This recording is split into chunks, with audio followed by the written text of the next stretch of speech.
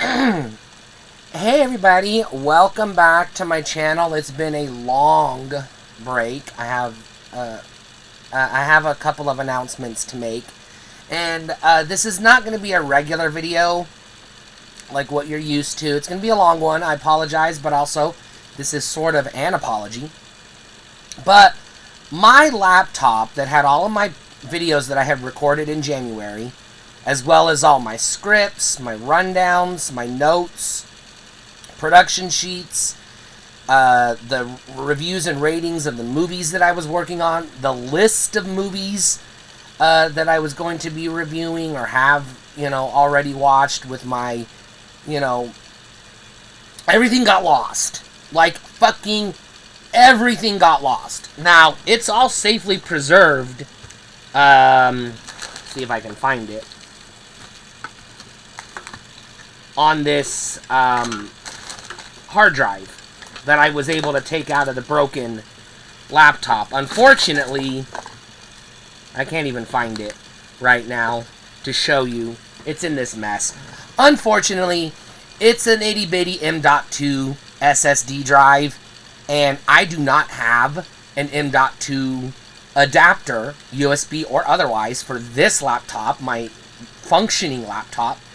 And I do not have the tools to disassemble my old laptop to even see if there's an M.2 port on it to be able to recover the lost files. And because I was so disheartened that I lost everything, I didn't want to make videos anymore. Now, January was also a depressing month for me. I'm a transgender woman,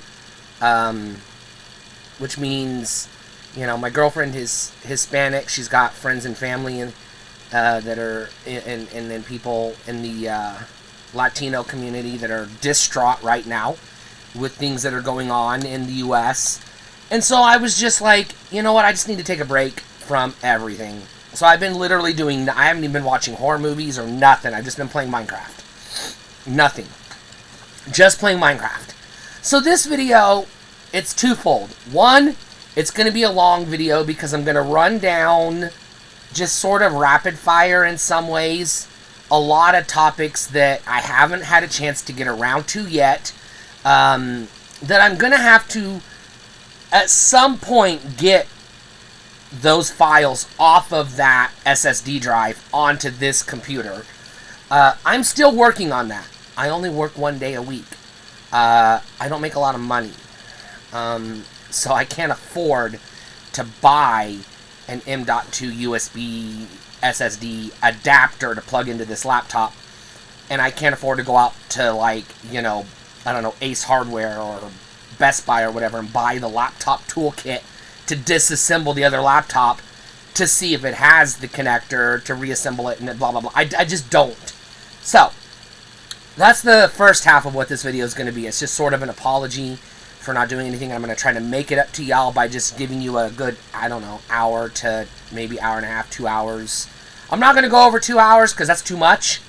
But it's going to be a long video where I just sort of just rapid fire a bunch of mini topics that I will elaborate on in the future. Just kind of unpack my thoughts on a few things. But also do kind of, hey, here's some more information about me and my history and my past and what I've been up to and how I got here. Sort of like I've done a couple of other videos where it's hey, here's a get to know me type thing. So this is going to be a continuation of that.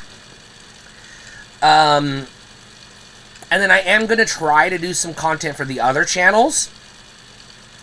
But I'm not going to do too much because I don't want to do a video of a topic that I have all my notes on the other hard drive because I don't want to try to wing it, because I don't like to do that.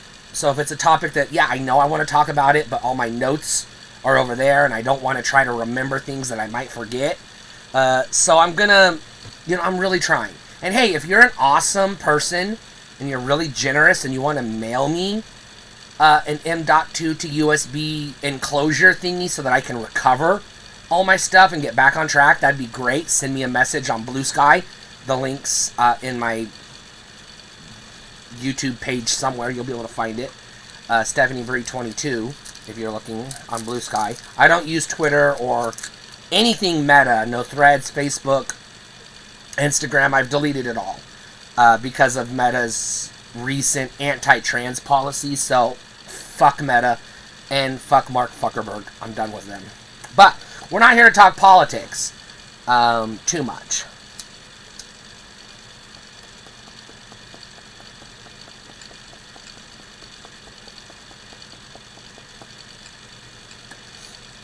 Now, I've had people ask me in the comments of my videos, what do you smoke?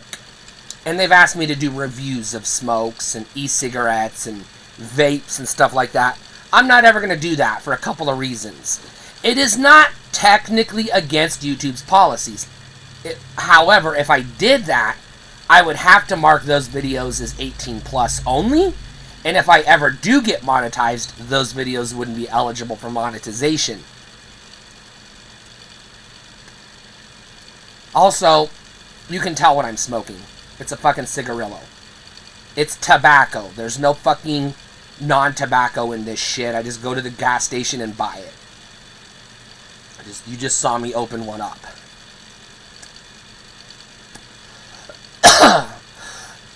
So there's nothing for me to review because I don't smoke cigarettes. I don't smoke anything else. It's just this. So this is good. Everything else, not good. That's my review. Second of all, I cannot talk about e-cigarettes or vapes because I don't fucking vape because I think people who do are stupid.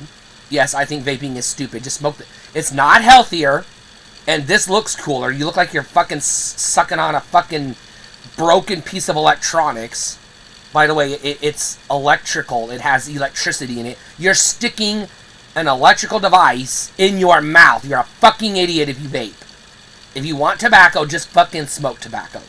That's the only way to get it. It's not any healthier. The vapes aren't any healthier, and you look like a dumbass. That's my review of vapes. If you vape, you look like a dumbass. That's my review. Don't fucking vape. Am I going to be like, go smoke this, that? No. Am I going to be like, don't smoke, don't do drugs? I'm not your mom. I'm not telling you what to do. You don't need to worry about my opinion on that because I don't own you. I'm not your mentor. Just a person. I'm here to talk about pop culture and music and video games and technology and, you know, video production and news media and snack foods and shit like that. I'm not here to talk about tobacco products. That being said, I will tell you what this is. It is a Black & Mild casino flavor plastic tip that's very important. That's all it is. And that's it. If I can't get these, I'm not smoking for the day. If I don't have access to this, by the way, I'm not going to tell you who's buying these. It's none of your business. So there's that.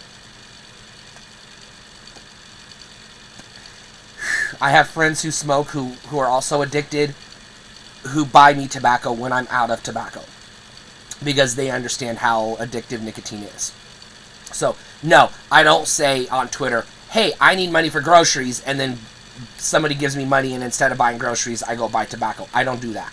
I have friends who very specifically support my habits because they understand, and they're good friends. That's it. Now, if I say I need money for toothpaste, I'm going to buy toothpaste. So, you assholes that have accused me of shit, eat your grandmother's asshole and choke to death on her shit. Okay? Thank you. Fuck off. Now, the rest of you awesome people that I know are awesome because I interact with you on Blue Sky and you leave nice, respectful comments down below. Thank you for watching my videos. I hope you get something out of this video. Like I said, it's going to be a long one, and I hope it gives you some insight. Now, I'm just going to run down, just like kind of rambly. One of the topics I've been really wanting to figure, I've done a video previously, or I've mentioned in other videos. I don't like the Muppets. I don't. The little sock puppets, Kermit the Frog and fucking Miss Piggy, the stupid sock puppets that Jim Henson is famous for. I don't like the Muppets. I don't. But I want to do a video on Muppet Babies. Now you're probably wondering, what's her thoughts on Muppet Babies? Because if I don't like the Muppets, and I don't like cartoons, Shouldn't I also not like a cartoon based on the sock puppets? Well, I'm going to go in depth into that. But one of the reasons why I don't like the sock puppets, and I'm going to call them sock puppets because that's what they are. I don't give a fuck what you know. They're Muppets. No, they're sock puppets. Muppet is a made-up word. Well, all words are made up, but it's an extra made-up word. They're sock puppets, and that's what I'm going to call them. But the cartoon isn't... I mean, it's based on the characters, you know, Kermit and Gonzo and Animal and Miss Piggy, but it's not fucking sock puppets. It's a fucking cartoon. Now, you have to remember, I was born in 82. I stopped liking cartoons when I was about 7 years old. Earlier than most people. I was already watching R-rated horror movies by the time I was 7 years old. I had already seen RoboCop. I had already seen Aliens. I had already seen most of the Nightmare on Elm Streets that were out at that time. Some of the Freddy Krueger or Jason Voorhees. I'd seen like 1 or 2 Halloweens. I'd seen The Hitcher, Gremlins. I was done with cartoons by the time I was in first grade. Like, I was over it. Cartoons were for babies. I wasn't a baby anymore. But I was born in 82. And so from 82 until, 89? I would have been 7 years old in 88 or 89. There's that stretch where I did like cartoons because I was a kid, like everybody else. And in that stretch, Muppet Babies was one of the cartoons that was on TV at the time.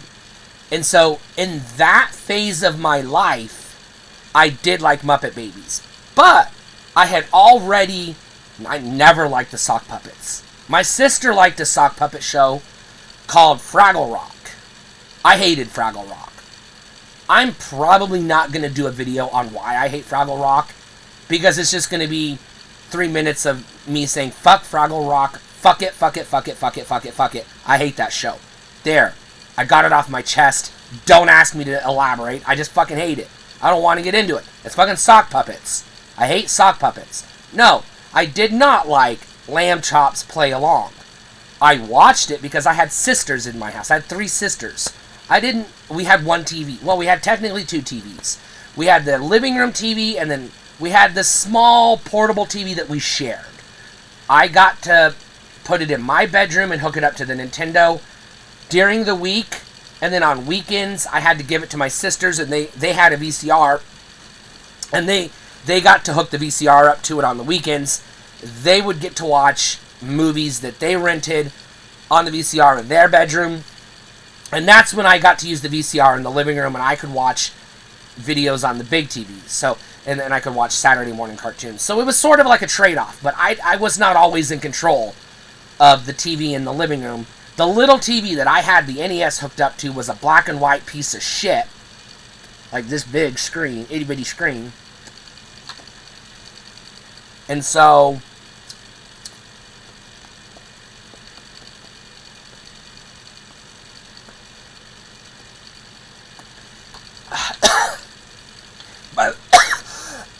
by the way, we didn't have cable at the time. And so I wasn't watching colorful cartoon shows on a black and white TV because that's stupid. It just is. You want to watch Power Rangers on a black and white TV? Which one's the Green Ranger? Which one's the Pink Ranger? I don't fucking know. They're all the Gray Ranger. They're all the Gray Ranger.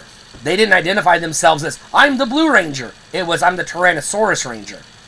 Okay. So I didn't watch TV in the bedroom because that was stupid. You can't watch rainbow-colored Power Rangers on a black and white TV. So I did really get into Muppet Babies. Partially because I love Star Wars. And you know what Muppet Babies has? In the intro song, clips from the movie Star Wars. Well, the Star Wars movies. And they did whole episodes where they were sort of reimagining Star Wars. I know Tiny Toon Adventures would also do the Star Wars episode. I think every cartoon at some point back then did a Star Wars episode. But I really liked the Ewoks cartoon. Remember, I was born in 82, so by the time I'm 4 or 5 years old, I'm old enough to watch cartoons and know what's going on and retain memories, I'm watching Ewoks. I'm watching Muppet Babies. I'm watching Transformers. GoBots are already past tense. You know, He-Man is already past tense. It's already been replaced by She-Ra, which I never got into. G.I. Joe is going through a weird phase where Sunbow stopped producing G.I. Joe cartoons, but now Deke is producing G.I. Joe cartoons. It was a weird time. Inspector Gadget was already past tense. So, like, all the cartoons a lot of the 80s kids who grew up in the 80s watched, I missed because I was born in 82. So, timeline, you start to retain memories and you're self-aware about 5 years old, give or take. 83, 84, 85, 86, 87. That would have been 87. By that time, all of the cartoons you older kids grew up with were in reruns. They were already done. They'd been replaced by Ninja Turtles. Real Ghostbusters was popping up. But I was already starting to lose interest in cartoons. Like I said, I'll go back and do a more deep dive on just Muppet Babies. Or maybe Muppet Babies versus the sock puppets one of these days. But right now, I'm just going to say, and no, I loved Empire Strikes Back. I loved it. But I didn't like the fact that Yoda was a goddamn sock puppet. I didn't start, like, appreciating the visuals of the Yoda character until Attack of the Clones, when he became a digital representation. By the way, The Phantom Menace is still my favorite Star Wars movie. Eat shit. But even I thought the sock puppet looked like shit, looked like ass in The Phantom Menace. So I was ecstatic when they re-released the movies, The Phantom Menace, on home video, and the special edition later, when they replaced the sock puppet with a digital Yoda. I'm all for digital Yoda, thumbs up. Sock puppet Yoda, thumbs down. I hate sock puppets. I'm never going to budge on that. They look like ass. The Empire Strikes Back would have been a 10 out of 10 if it didn't have a goddamn sock puppet trying to convince me that this is Jedi Master Yoda. Fuck off. I can tell it's a goddamn fucking ball of yarn with plastic eyeballs glued onto it with Elmer's glue. I can fucking tell. It looked like ass. That knocked The Empire Strikes Back down from a 10 out of 10 to an 8 out of 10. It took 2 whole goddamn points off of it for me, because that sock puppet looked like goddamn ass. And if you don't agree with that, you need to get newer glasses. Because it looks like ass. It's a goddamn sock puppet. It looks out of place in a fucking sci-fi epic. A big budget sci-fi epic. We're so big budget, but we still gotta have a sock puppet. Now, that being said, I love Labyrinth. I've talked about this previously. I've done a video on it somewhere. And I know it's ugly looking sock puppets too. But here's the difference. Star Wars is supposed to be a big budget, epic, fantasy, sci-fi, adventure blockbuster for the whole family. Labyrinth is a kid's movie, made for kids, that if you're not a kid, you have no business watching because it's a goddamn kid's movie. I was a kid when Labyrinth came out. So I was willing to forgive Labyrinth, but also because Jennifer Connelly, beautiful woman, I forgot his name, the rock star, the pop singer, David Bowie, there it is. Fantastic songs. And it wasn't all sock puppets. There was animatronics, and, you know, there was, like, no CGI, but there was some, like, optical stuff. Not all the effects in Labyrinth hold up. You know, the little orange critters that pop their head off and bounce it around like a basketball. That whole sequence looks like shit. But why am I willing to forgive Labyrinth, but I'm not willing to forgive the Muppets? Because people forget this. A lot of people forget this. The Muppets were not they were not made for kids. The Muppets were adult television. They had an adult variety show where it was sock puppets and celebrities of the day. And then you had the Muppet movie, which appealed to kids because of Sesame Street, because the sock puppets were popular on Sesame Street, which I did watch Sesame Street. I had to learn how to count and read somewhere, because I was ready to read books before I got into kindergarten, because I wanted to be reading by the time I got to kindergarten, and everybody else was like, see, spot, run, and I was like, nah, I'm over here reading like Star Wars and Isaac Asimov books. I wanted to be ahead of the curve, and I knew going in, like, long before I got into kindergarten, I wanted to be able to read, because I was hungry for books, because I didn't have a lot else at the time. We didn't have the internet. I didn't have a computer. We had an Atari and a Nintendo, but again, I'm playing Nintendo games. Bright, colorful, cartoony graphics on a black and white TV that's like this big. Yeah, that isn't an ideal experience. So when I shit on the NES, sometimes I do, because it's like, hey, my experience with the NES wasn't ideal. Yours might have been better. Maybe you had a 27-inch color TV to play 8-bit Mario on. I didn't. Also, you might not have had to do the satanic ritual to get your NES to work. I did. And my ritual wasn't always successful, because sometimes the demons were like, haha, and all I got was the goddamn blinky lights all the goddamn time. So I don't have fond memories of playing NES, because the machine never worked, and I'm playing it on this itty-bitty little, like, fucking 13-inch black and white TV screen. So, tell me, be honest, if you had that experience playing Mario and Mega Man, would you be a big fan of those games today? Probably not.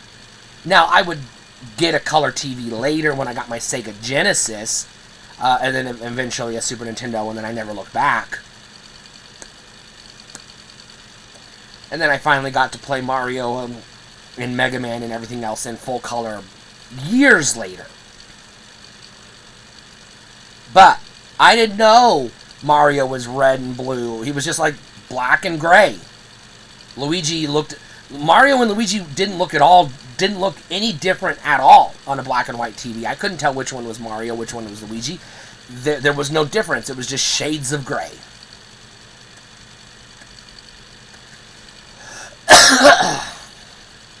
So, let's get past that a little bit, because I've talked about that previously in other places. I brought up Power Rangers. I was probably, Power Rangers came out in 93. I would have been 11 years old when Power Rangers came out. Right on the edge of when it would have been age appropriate, which you can like whatever you want at any age, but societally acceptable age appropriate. I was right on the edge of when it would have been considered okay for me to like Power Rangers.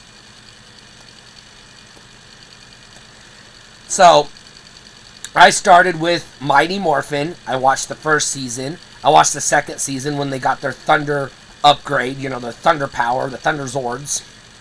And then they got the White Tiger Zord. And then I didn't like the next season, the Ninja season, Power Rangers Ninja. It was still called Power Rangers whatever, but they were ninja. They got their ninja powers, where they would be like, go ninja power or whatever, and then they would put on the pajamas, and then that wasn't good enough. They were still getting their ass kicked, and then it was morphing time and they would turn into Rangers. I didn't like that. So I stopped watching Power Rangers in whatever year that was and started watching more MTV, because now I'm a full-blown teenager. I'm 13, 14 years old. I should be watching MTV, music videos. I shouldn't, culturally speaking, be watching, definitely not cartoons by that point, but I was already long over cartoons by that point. But I was like, yeah, sure, music videos, fine, whatever. Snick, okay, I can get into Snick. That's for teenagers. I'll watch Alex Mack. I'll watch Sabrina the Teenage Witch, Boy Meets World. That's age appropriate, and I'm good with it. But I secretly never stopped liking Power Rangers. It was one of those guilty pleasures. I knew if my sisters caught me, or my friends or my family caught me watching Power Rangers, they were going to give me shit for it.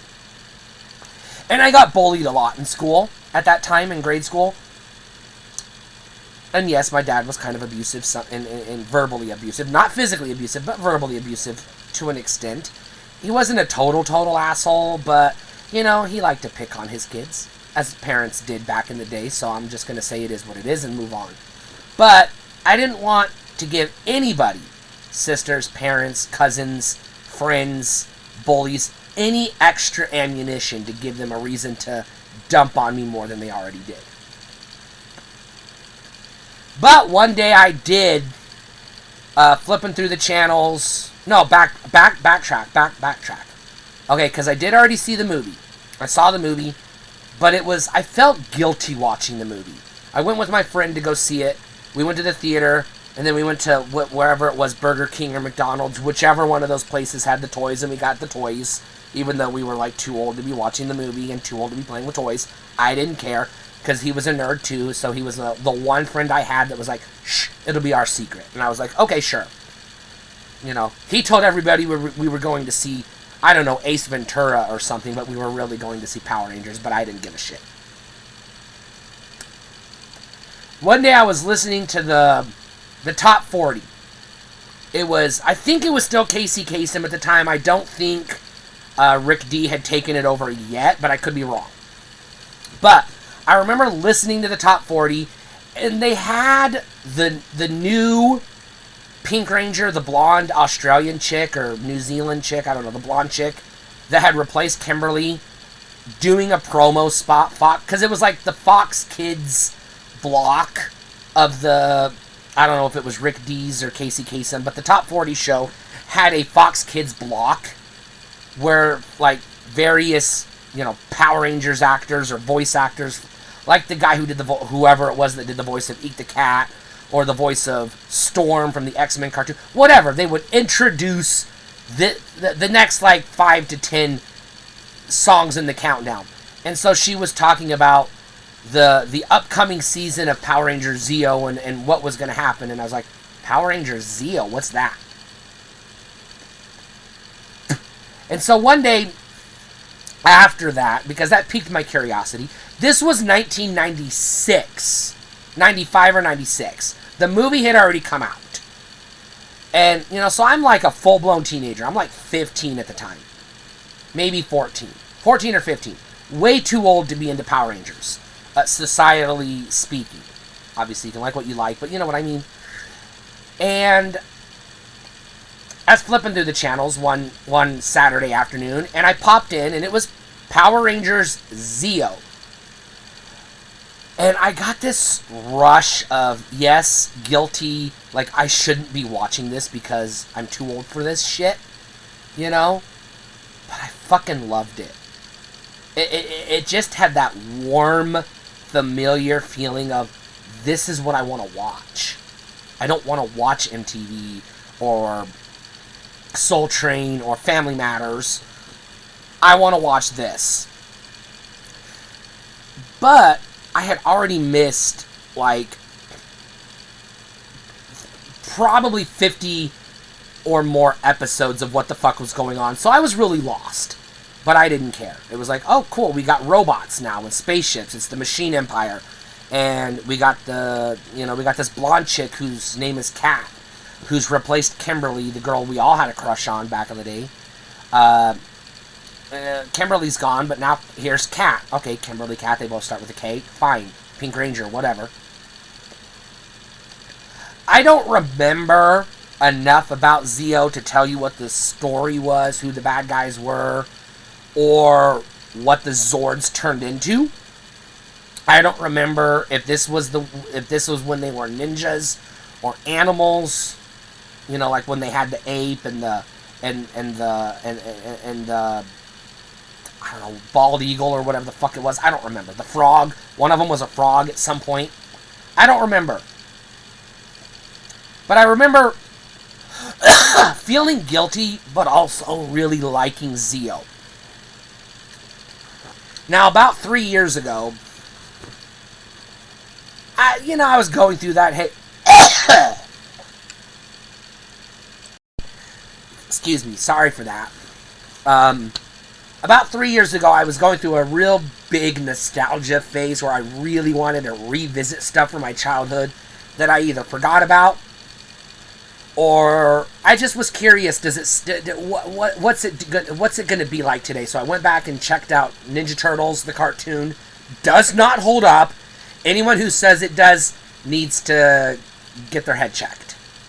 Exo Squad surprisingly does hold up. And Power Rangers. And I did actually go through the entire season, like every episode of Mighty Morphin, the movie. I rewatched the Ninja episodes and then Zeo. And so I got caught up to speed.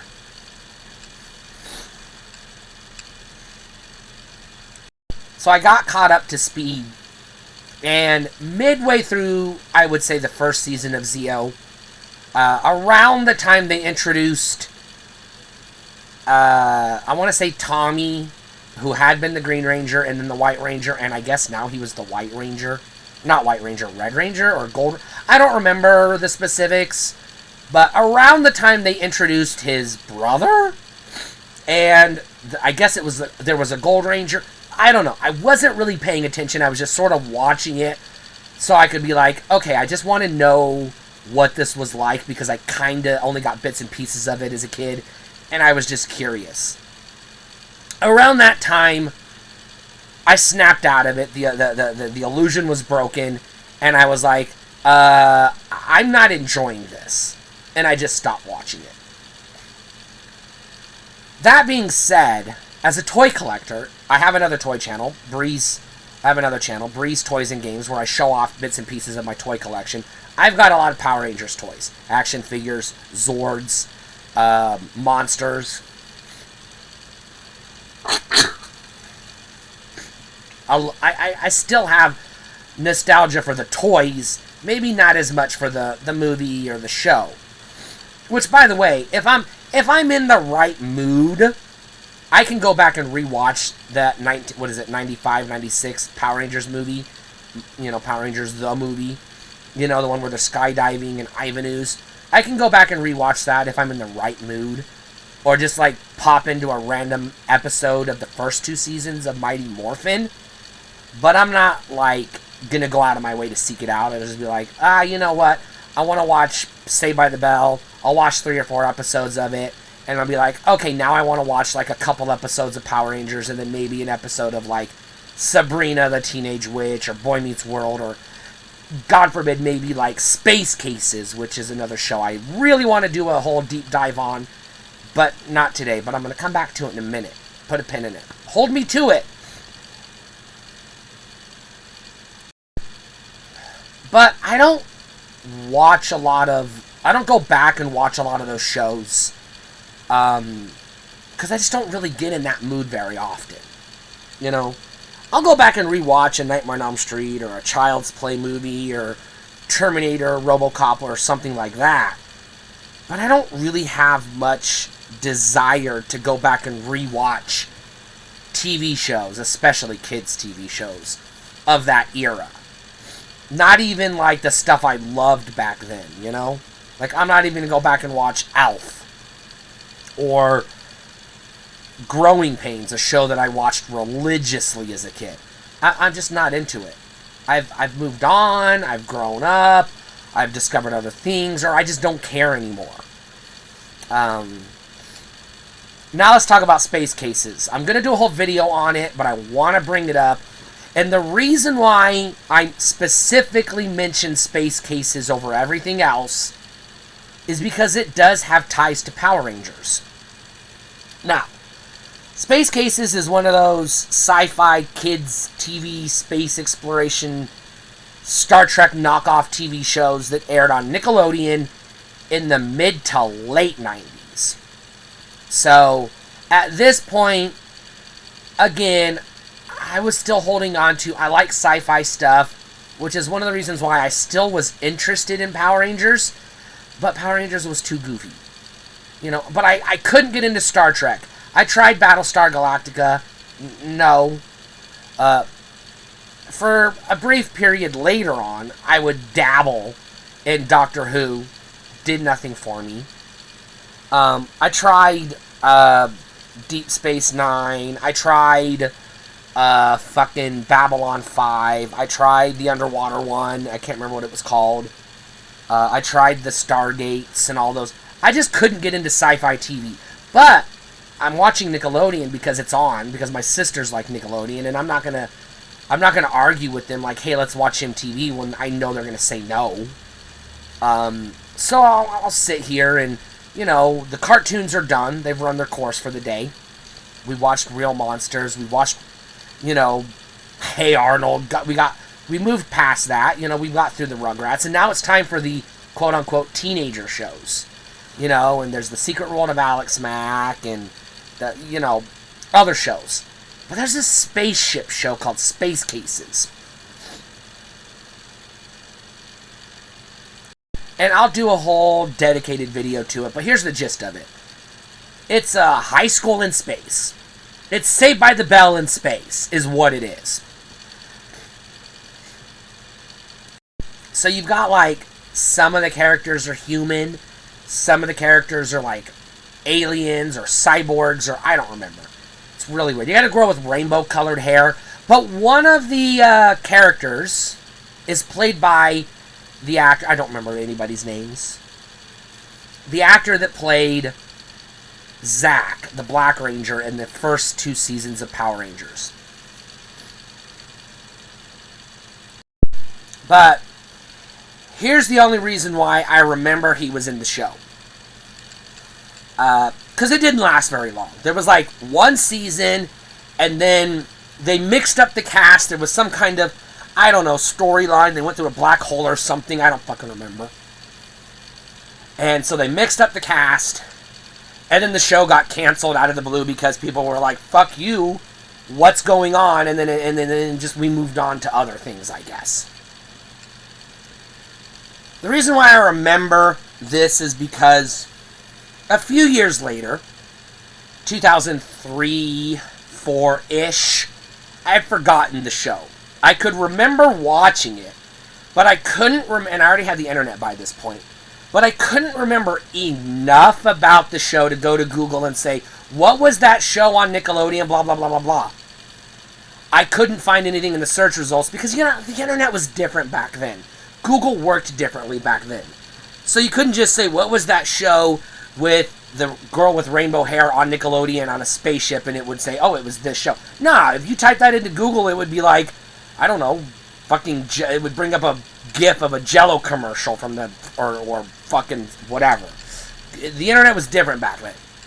But I remembered, hey, wasn't the actor who played the Black Ranger on the first season of Power Rangers, didn't he play in this Nickelodeon show? I wasn't 100%, but in the back of my mind, I kind of thought I remembered that. So I just typed in something like, who played the Black Ranger in the first season of Power Rangers? And lo and behold, I discovered a brand new website I never knew about. The Internet Movie Database. IMDb.com.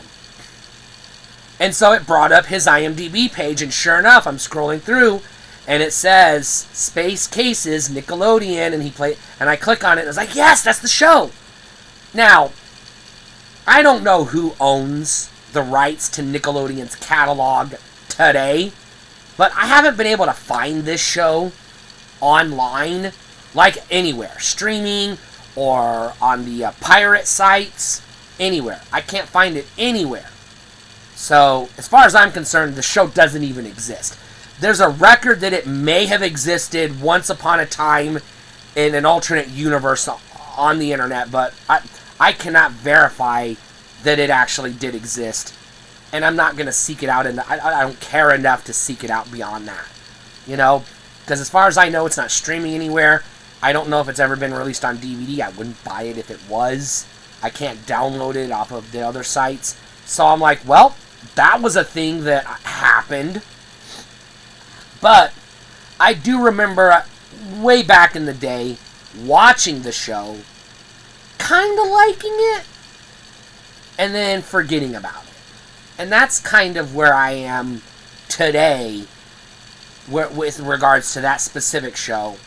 I'm indifferent. I don't care. Same kind of thing with Clarissa Explains It All, Secret World of Alex Mack, Hey Dude, Salute Your Shorts. These other live-action Nickelodeon shows that I watched, I don't care enough to go back and revisit them. I'm not going to do that. 5 or 6 years ago, somewhere in the not-too-distant past, I watched a Pushing Up Roses YouTube video where she did this whole thing on Salute Your Shorts. So shout out to Pushing Up Roses. If you don't know who she is, Google her or search her on YouTube. She's got a great channel. She did a fantastic job digging up the whole dirt on Salute Your Shorts. And at that point, I was just like, oh, I vaguely remember watching the show, but I don't remember any details at all. And so it was like, I watched her video, I gave her a shout out on my podcast, I tweeted at her, she gave me a thank you in the comments of that video a long ass time ago. It was a channel I've already deleted a long time ago. And that was that. I was just like, cool. I'm not going to seek out Salute Your Shorts and try to rewatch it and jog my memory.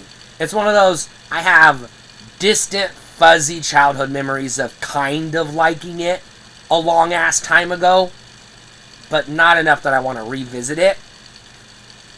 It's just a thing that happened. Now let's pivot. Sometimes on this show I talk about snack foods, junk food in particular, chips, pizza, nachos, pretzels. Now, one thing that was popular in the 90s, well, it's kind of weird, because it came in two different iterations. There was the 3D Doritos that popped up for like 5 minutes and then faded into obscurity. And then I don't know if it was brought back under a different name or if it's an entirely different product. I don't know enough to look it up. I don't care enough to look it up. But I have vague memories of another Doritos product that was called Popples or Poppables or something like that, where it was basically the 3D Doritos but under a different packaging, maybe a different flavor. I guess. I don't know if you have any memories of these weird ass Popple thingies. Let me know, I guess. But the reason I bring that up is because one thing I remember about the 90s that a lot of people remember wrong. And they say things like, I hear it all the time, oh, we were way more experimental with our snack flavors in the 90s. Today, everything's all the same flavor. Have you been to a gas station Frito-Lay's rack lately? No. We have way more varieties of chip flavors today than we've ever had. So don't come at me with that. The 90s were more experimental with flavors. They weren't. But they were more experimental with form factor. 3D chips, Poppables, Twists. Those were popular for a while. Baked potato chips, which are stupid. Things like that. And then I don't know when Sun Chips were invented, but it felt like they got real popular in the 90s. Probably, I'm going to say, because of Subway. Because Subway has Sun Chips, and it's like, oh yeah, I don't want plain-ass Lay's with my Subway sandwich, so I'll get the Sun Chips because, I don't know, gotta be different. I don't know about the rest of y'all, but that's how I operated. But there's a couple other things I want to talk about. The 90s were, on the surface, more experimental with soda pop flavors. And I say on the surface because we got, like, Crystal Clear Pepsi, Wild Cherry Pepsi, Cherry Coke, things like that. But really, it wasn't as experimental as we like to remember. Because we really just had the entire decade of the 90s, we just had Mountain Dew. And that was it. Late 90s, we got Code Red, which was the first Mountain Dew flavor that wasn't Diet Mountain Dew to stick. And they still make Code Red.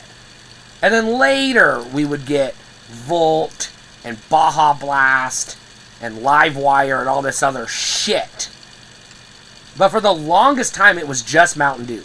Now today, it's understood that every season, Halloween, Valentine's Day, summertime, springtime, St. Patrick's Day, whatever, we're going to get a whole host of new soda pop flavors. Coke, Dr. Pepper, Mountain Dew, Pepsi. They're all going to experiment with new soda pop flavors. Now, yeah, we did get a few fringe examples of some off-the-wall flavors in the 90s that people remember, and because of that, they misremember the 90s as the more experimental time, but that's not true. We're way more likely to get off-the-wall soda flavors today than we ever were in the 90s. Yeah, we got Diet Pepsi and Cherry Pepsi and Cherry Mountain Dew, Diet Mountain Dew, but we didn't get a lot else. We weren't getting marshmallow flavored Coke in the 90s like we can get today. We weren't getting fucking pumpkin spice Dr. Pepper with fucking cream soda like we can today.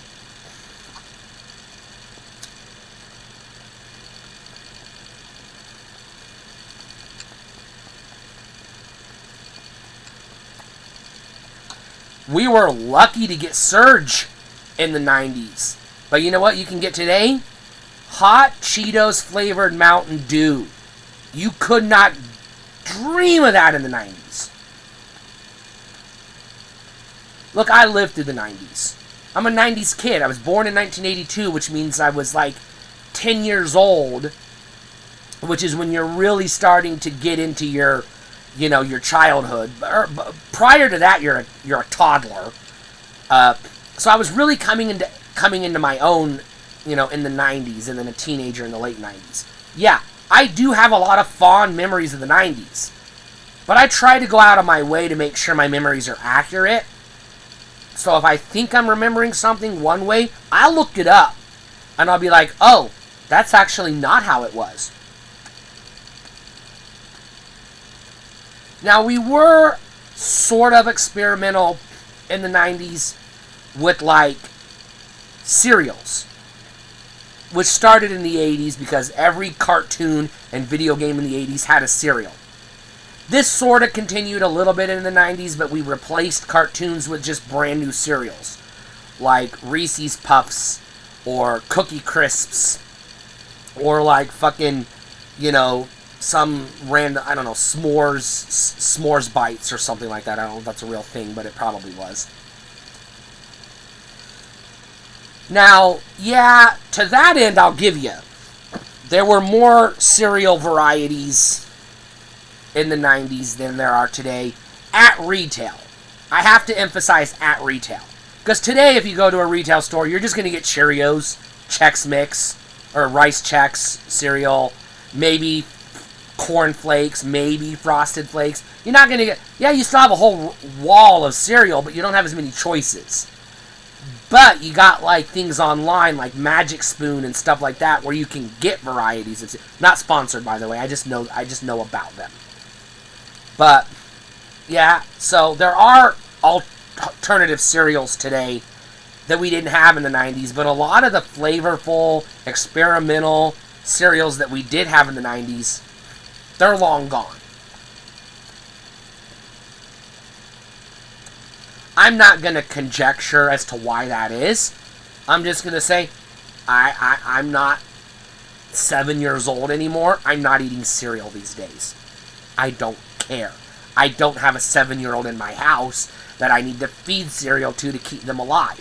So I don't fucking care what they're doing with cereal these days. But I do go grocery shopping, and I do walk down the cereal aisle, because on the left side of the cereal aisle is all the, Frosted Flakes and all the bullshit I'm not interested in as an adult.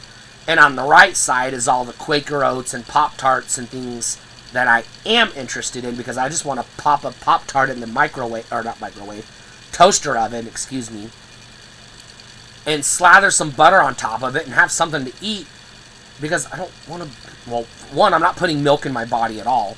I have a chronic medical condition in my stomach that basically means I can't consume dairy without getting violently sick and vomiting for hours at a time. So I have no reason to put milk in my body, which also means I can't eat pizza.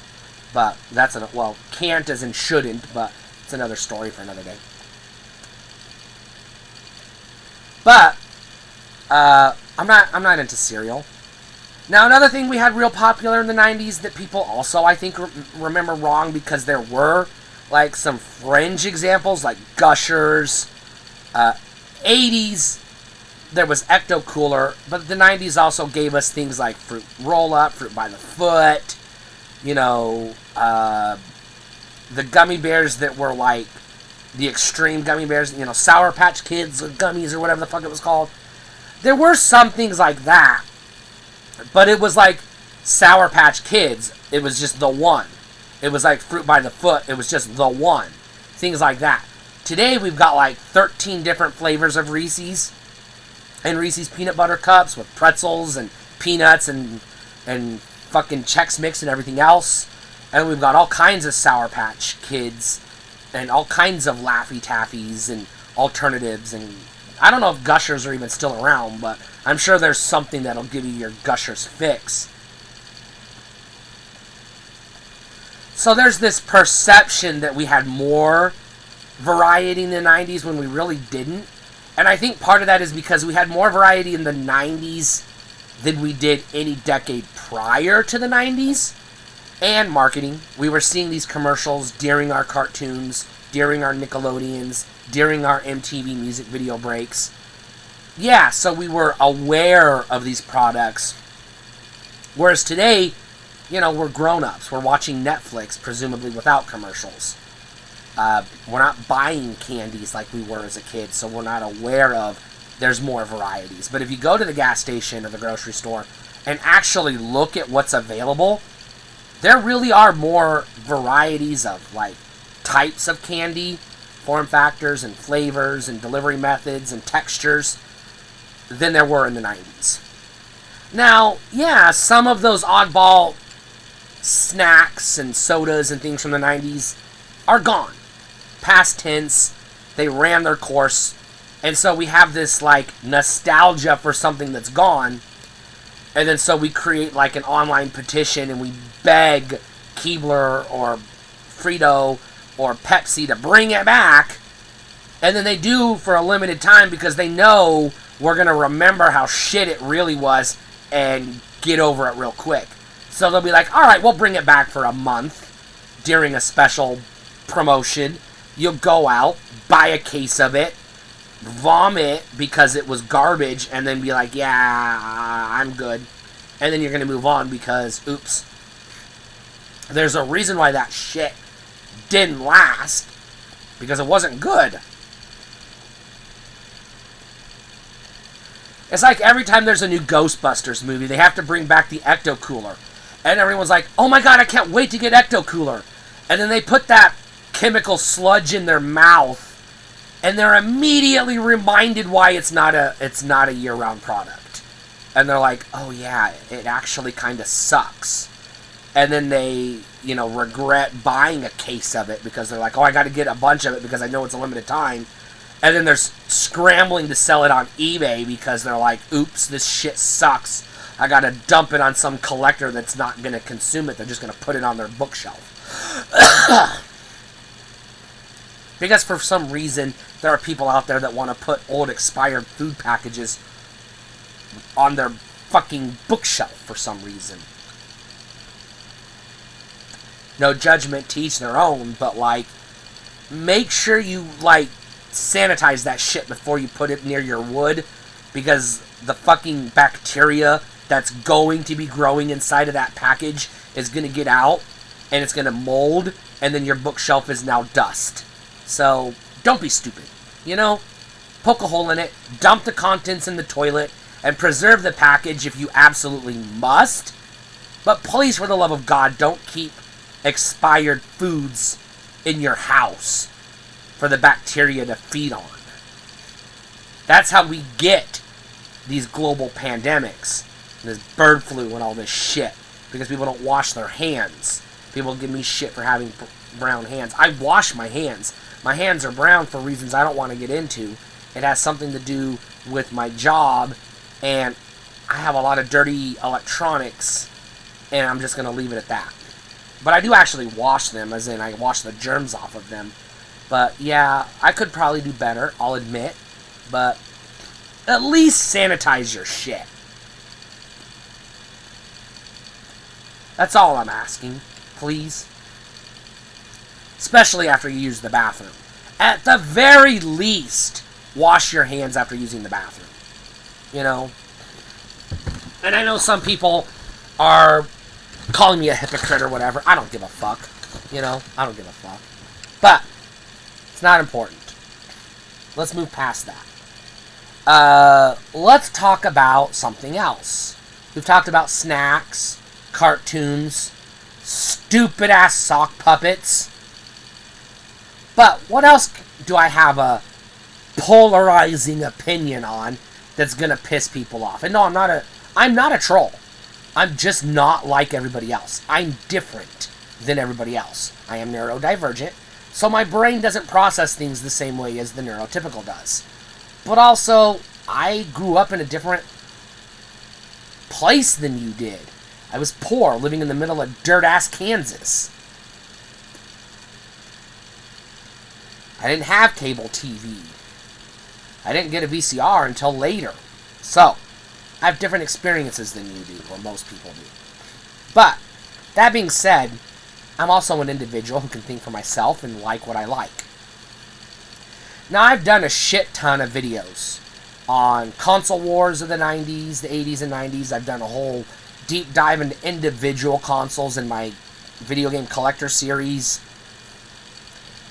And it's been done to death. The Mortal Kombat versus Street Fighter discussion. Mortal Kombat on the Sega Genesis versus Mortal Kombat on the Super Nintendo. For that matter, Sega Genesis versus the Super Nintendo. I've dispelled some myths previously. I've clarified on some things where people were kind of remembering wrong. But also, look, I was a kid back then, so some of my views were skewered by my experiences and personal preferences. I'll admit that.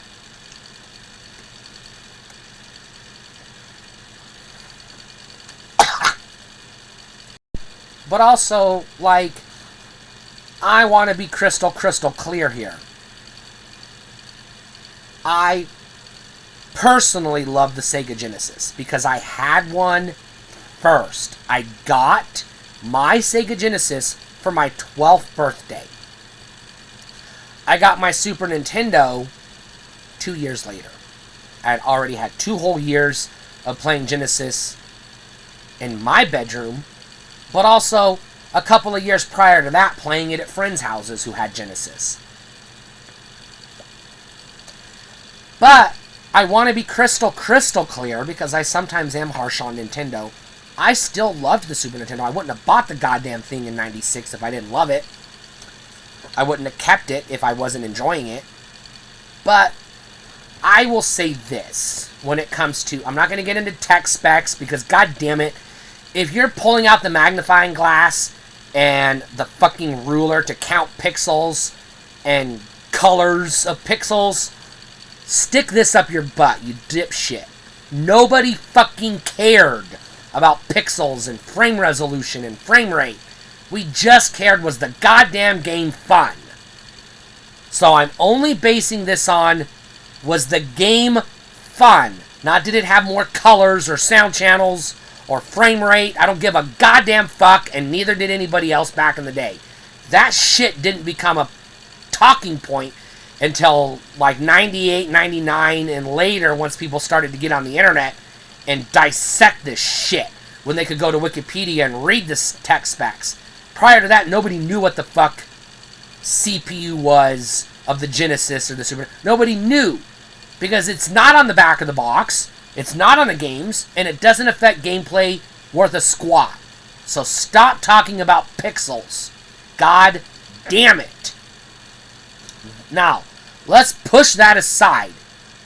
This isn't Super Nintendo looks better, Genesis looks like ass. It isn't. First of all, it doesn't, but also it isn't.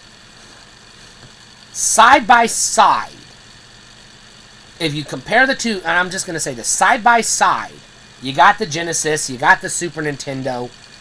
I'm going to play more on the Sega Genesis than I am on the Super Nintendo. That's a fact. Volume. There are more games on the Sega Genesis I want to play than there are on the Super Nintendo by volume. I want to play Sonic 1, 2, 3, Knuckles, Spinball, 3D Blast. I want to play both Vectormans. I want to play Shinobi 3. I want to play Turrican, Mega Turrican. I want to play Altered Beast and Streets of Rage 1, 2, and 3, and Mortal Kombat and 2 and 3, and Ultimate. I want to play Super Street Fighter, and I want to play Street Fighter Special Champion Edition, and I want to play Garfield, whatever that Garfield game was called, I can't remember off the top of my head. I want to play Splatterhouse 2 and 3. I want to play Haunting starring a Poltergeist. There are just by volume more games on the Genesis than I want to play than there were on the Super Nintendo. Also, by and large, I preferred the Genesis version of most multi-platform games, by and large, most on the Genesis because they were faster, which meant they were more action. Because the Genesis could run faster and it could throw more shit on the screen at the same time, there was less slowdown. Now, I'm not getting into frame rates, and I'm not getting into FPS and pixel resolution and none of that shit, but even as a kid, I could tell that when I'm playing a Sega game, it ran smooth. I could run through the levels smooth. If I'm playing the same game on the Super Nintendo and the screen gets a little cluttered, it starts to slow down. The music starts to stutter. This is noticeable. Yeah, the Super Nintendo version might have better sound. It might have more colors. It might have Mode 7. But who gives a fuck if the Genesis version plays better, runs smoother, and is more fun as a result? So I generally, by volume, can find more games I want to play on the Genesis than I can on the Super Nintendo. However, not by volume, but just by sheer quality, there aren't that many Super Nintendo games I give a fuck about. If I sat down and made a list of like the 50 best Super Nintendo games, my list stops at 35. I can't make a list of 50 good Super Nintendo games. I can't do it. There's just not 50 Super Nintendo games that I consider good. There's not. I can make a list of the top 275 Genesis games, and I might keep stretching that up, bump it up to 325. I might keep going. I don't know where's the cutoff. There's too many games I want to play on the Genesis. But here's the difference. Most of those Genesis games, and I'm going to use a 10-star rating, the vast majority of your Genesis games that I want to play, they're a good 8 to 8.5 stars. All across the board. There are not very many Genesis games that I'm going to say go below that. There are a few. There's some rubbish on the Genesis, don't get me wrong. But there's like a good solid 300 plus games on the Genesis that are 8.5 stars. There's only 35, maybe 40 Super Nintendo games that are better than 7 stars. Like, the vast majority of Super Nintendo games, to me, are like 5 and below stars. They're just mediocre at best, and a lot of times I'm not fucking interested. But those 35 games, Super Mario World, Super Metroid, The Legend of Zelda, A Link to the Past, Donkey Kong Country, Super Mario RPG, those are goddamn 10 out of 10. I mean, all across the board, 10 out of 10. Super Mario World is my personal favorite video game of all time. It's one Mario game on the Super Nintendo. I've got 6.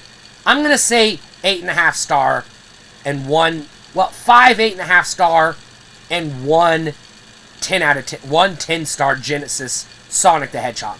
Sonic 1, that's about 8 stars. Sonic 2, that's 10 stars. Sonic 3, 8.5. Sonic Spinball, 8. 3D Blast, 8. Sonic and Knuckles, 9. That's but Super Mario World is a 10 out of 10.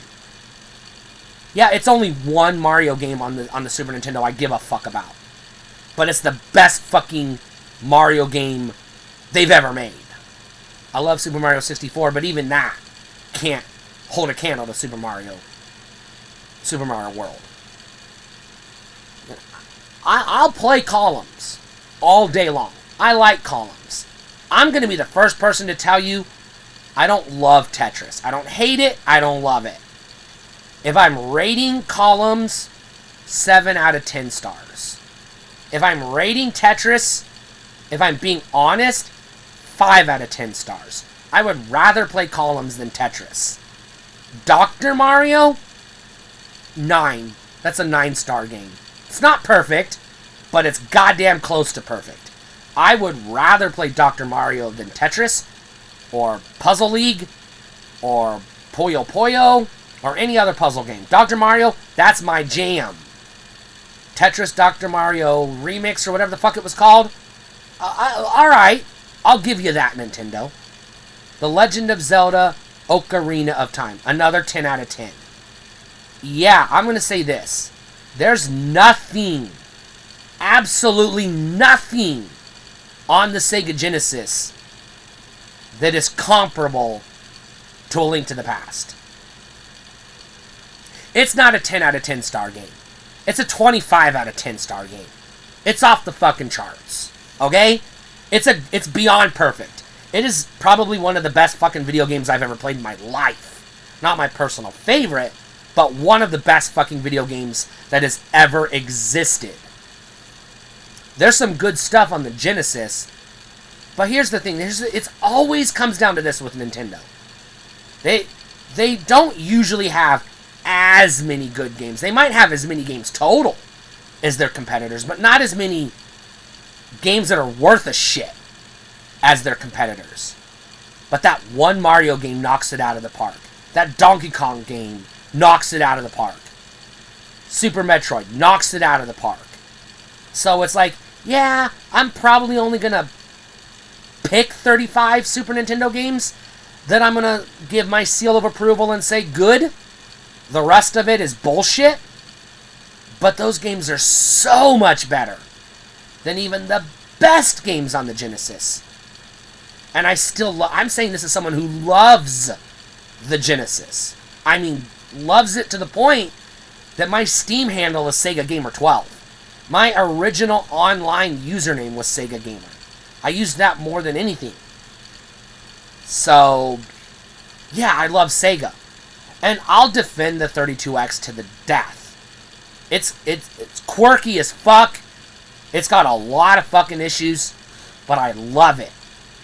I'm not going to say it's better than this, that, and the other, but hey, you know what? I love the Genesis. This is just more of the Genesis. I'm good with that. To me, the 32X is not a failed home console that Sega made. The 32X is an accessory of the Genesis. That's it.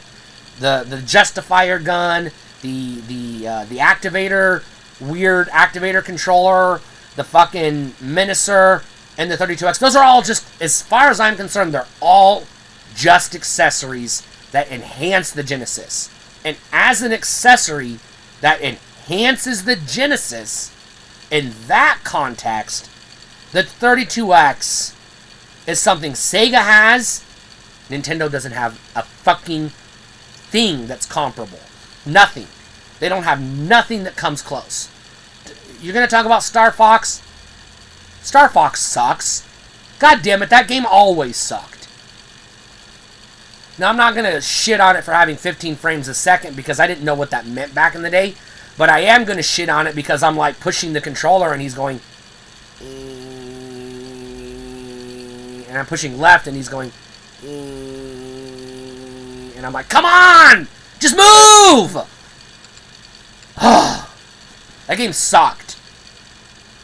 I'm sorry if you like it. I mean that like, I'm deeply sorry that if you like Star Fox, because I don't know who hit you in the back of the head as a kid or snuck some paint chips in your Oreos or Cheerios or whatever, but that game fucking sucks. And even I knew that as a kid. Visually impressive, I mean, yeah, but not as good as Shadow Squadron, Star Wars Arcade, Zaxxon's Mother Base 2000. Come on, Virtua Racing. Come on. Come on, be honest. Yeah, those are the only good games on the 32X. Alright, I'll give you that. But still, come on. Don't everyone who's like, it sucks because as a console it only has 34 games. No, it's great because as an accessory you got 34 whole games. How many games does the Justifier have? Or the Super Scope? Or the Super Nintendo Mouse? Come on. It's all about perception. You've been lied to by the angry video game nerd. The 32X is pretty fucking cool. If you recognize it for what it is, an accessory to the Genesis, and stop shitting on it for what it isn't, a dedicated home console. Yes, it was supposed to be a stopgap between the Genesis and the Saturn, because it was just an accessory to the Genesis. It was not supposed to replace your Genesis, and it was not supposed to stop you from buying the Saturn. It was just supposed to hold you over until 97, not 95 when the Saturn came out, but 97 when it came down in price and you could afford it. Because let's be real, nobody buys a game console the first year it's on the market. They always buy it year 2, year 3. It's an S-curve. Go look at the sales charts year by year. This is a goddamn fact. Nobody was buying the Saturn in 90. Nobody bought the Saturn ever. But that's not the point. The point is, as long as you just accept the 32X was an accessory to the Genesis, it is an accessory that had 34 games. The Justifier had like 5 games. The Menacer had like 2 games. The Activator had, what, 1 game that I know of? Come on.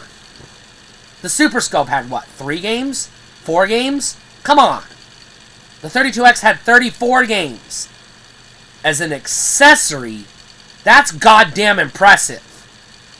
Yeah, if you try to look at it as a home console, it's not. It isn't. It doesn't exist on its own. It cannot exist without the Genesis. It's just an accessory to the Genesis. Same thing with the Sega CD, which, by the way, had over 125 games. That's a successful accessory.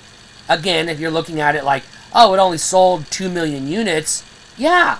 How many Justifiers did they sell? How many Activators did they sell? No, 2 million. They didn't even sell 2 million Super Scopes. So just stop trying to make it something it wasn't and appreciate it for what it actually fucking was. And who gives a fuck what the marketing assholes said? They're marketing assholes. They're talking out of their ass. They don't know what. They're trying to trick you. Don't fall for it. That being said, Genesis, Sega CD, 32X, power-based converter to play Master System games, all this shit. Yeah, that's great. You know, you got the Justifier, you got the Activator, you got the 6-button controller, you got the joysticks, blah, blah, blah, blah. That's a lot of good stuff, a lot of good games. Give me a Super Nintendo. I'll have more fun just playing Super Mario World and Super Metroid and SimCity and Donkey Kong Country than I will playing any number of games on the Genesis Sega CD 32X bullshit. And I'm saying this as a Sega fan. Because Sega has more good games than Nintendo.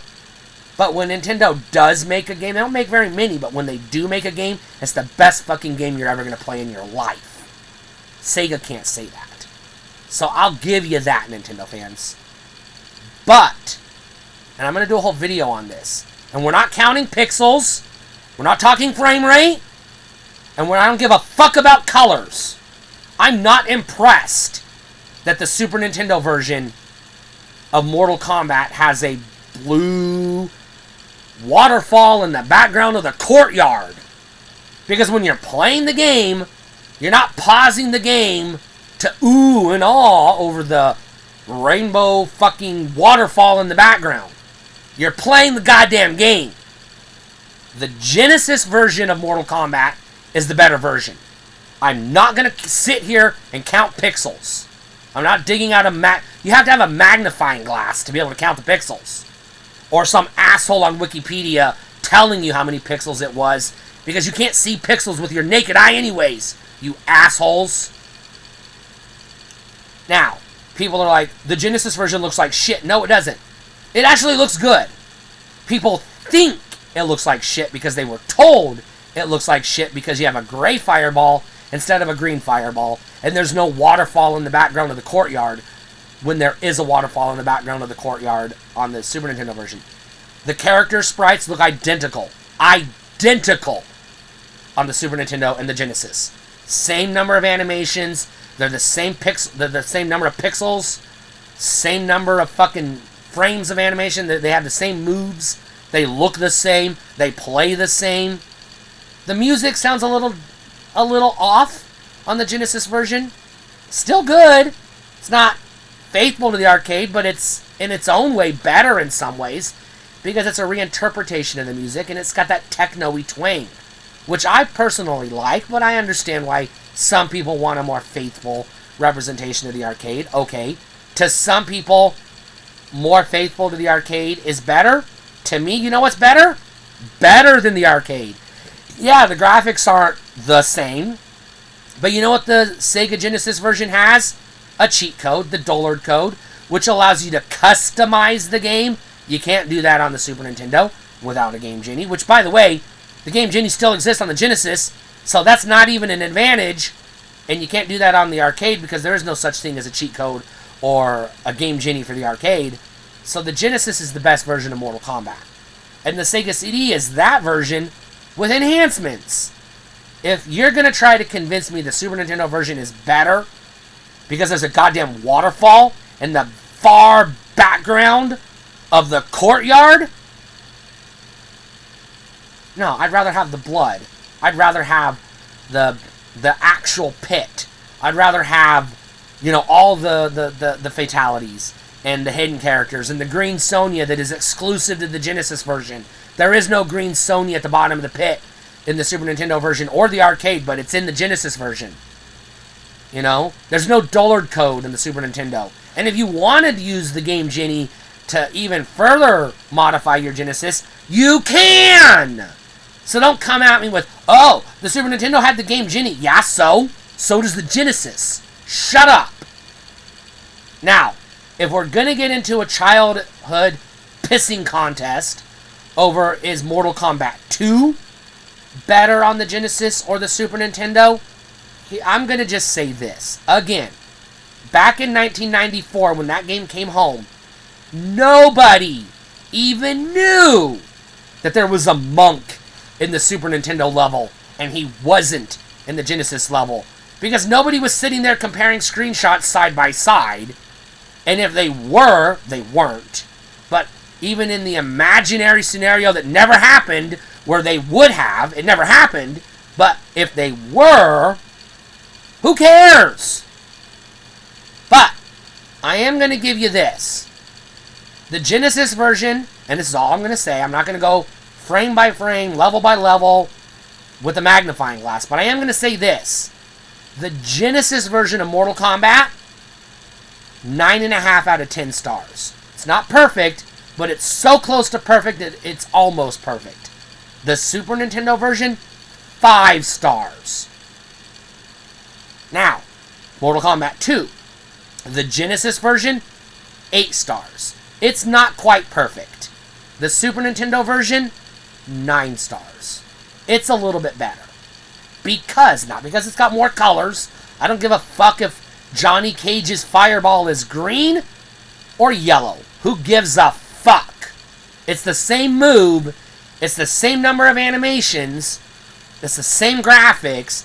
Who gives a fuck if this one's want more colors? Go get your fucking Sesame Street coloring book and your box of Crayola crowns and go color all you want and shut the fuck up. But, the Super Nintendo version does have additional frames of animation during, and only during, the fatalities, which do make the fatalities look better on the Super Nintendo. I will give you that. The Super Nintendo has more sounds that the Genesis is missing. And the Super Nintendo version has content the Genesis doesn't have. But the Genesis has content the Super Nintendo doesn't have. Which is why I'm going to say it's an 8 out of 10 stars. Still a really fucking good game. It's not, the Super Nintendo version is good, the Genesis version sucks. It's, the Genesis version is good, the Super Nintendo version is better. Okay?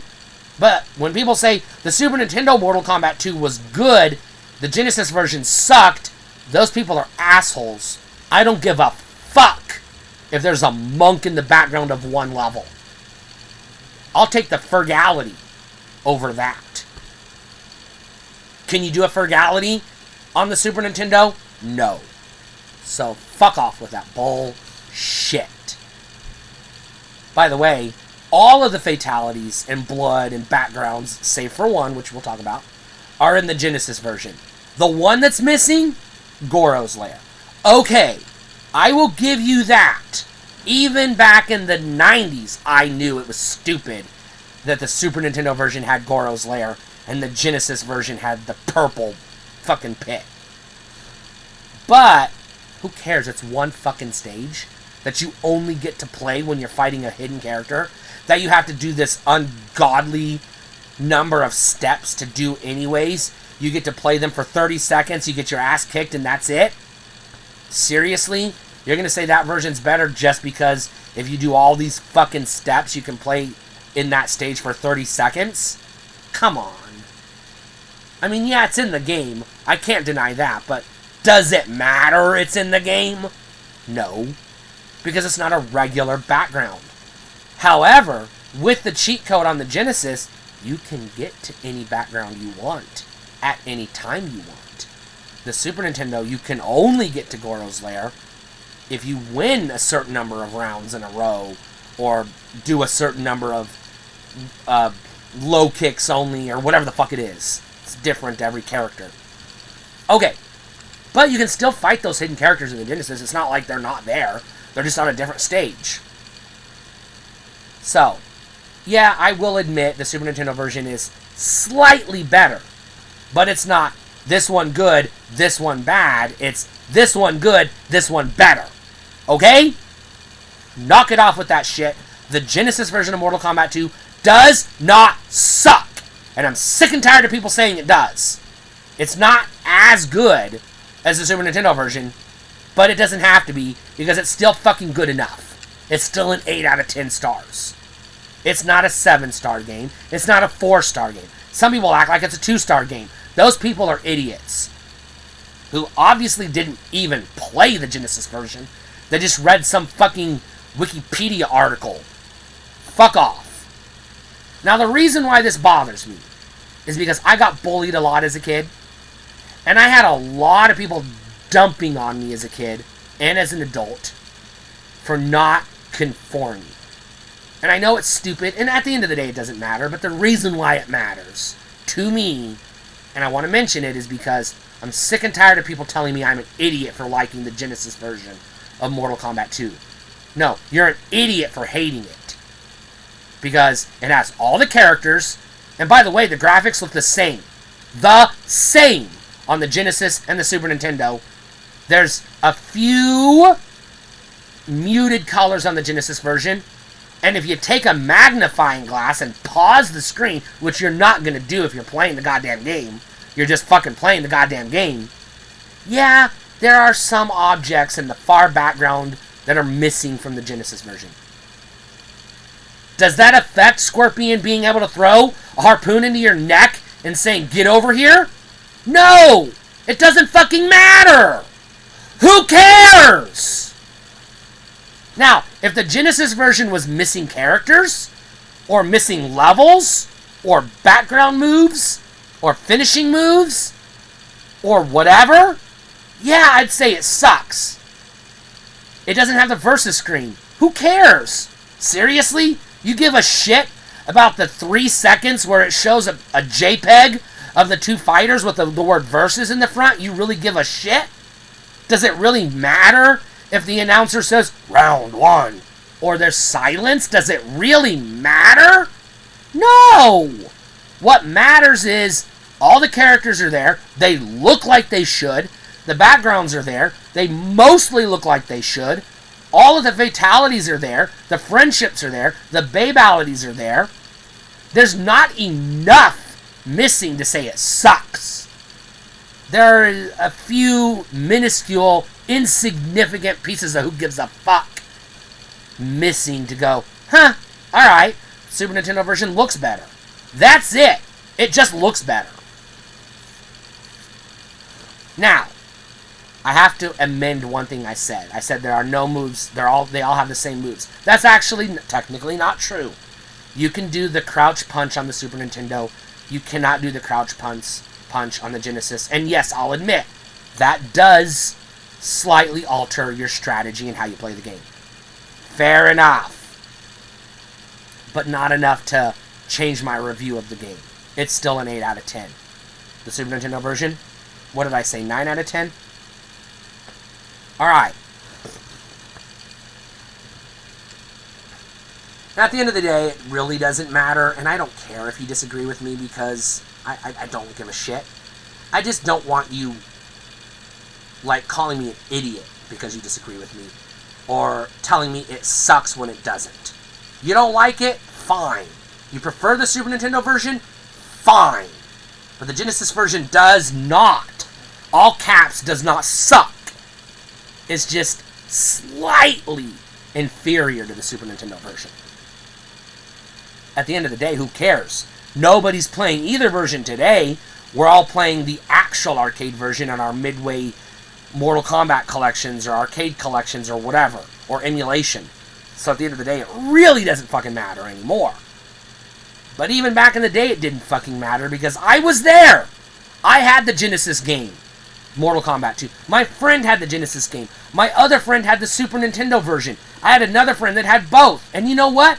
Nobody cared about pixels or shadows or frames of animation. We just played the fucking game. If I went to my friend's house, he had it on Sega, we played it on Sega. I went to my other friend's house who had it on Super Nintendo, we played it on Super Nintendo. It's the same fucking game. The moves are the same, the characters are the same, the finishing moves are the same. It doesn't fucking matter if there's a goddamn monk floating in the background of one level. Jesus Christ. If you can't enjoy the Genesis version because it's missing a bird on one level or a monk on one level, you're an asshole, because that doesn't affect the fucking gameplay at all. So don't come at me with you're wrong or it's objectively better. It isn't objectively better. By the way, objectively is a bad word anyways. Maybe the Genesis version is objectively better because it's different. Maybe it's objectively better because it's darker and grittier, because it doesn't have as many colors. Have you thought about that? You cannot say one is objectively better than the other because art is not ever objective. Okay? So knock it off with that shit.